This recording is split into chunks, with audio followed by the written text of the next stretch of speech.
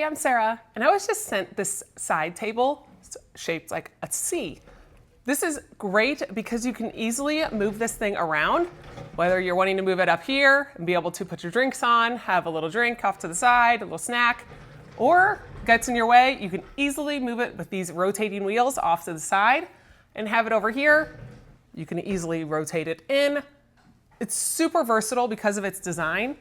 And it's made of engineered wood with a nice walnut finish on it, so it is a nice appearance as well.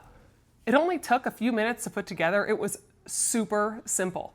I'm gonna bring you in here and show you this table, but it's got a 100-pound weight limit on it, so if you did have some weight on there, it's gonna be fine because of this nice heavy weight limit on here. So I'll bring you in here and we will take a look at it. So here is this table up close. You have this nice rounded wood that goes all the way down. And then on the back here, you actually do have locking wheels. So if you did want to lock it to keep it in place, you've just got that little lock right there that you can put up and down, and then that will stop the wheels from moving. But otherwise, they turn in 360 swivel.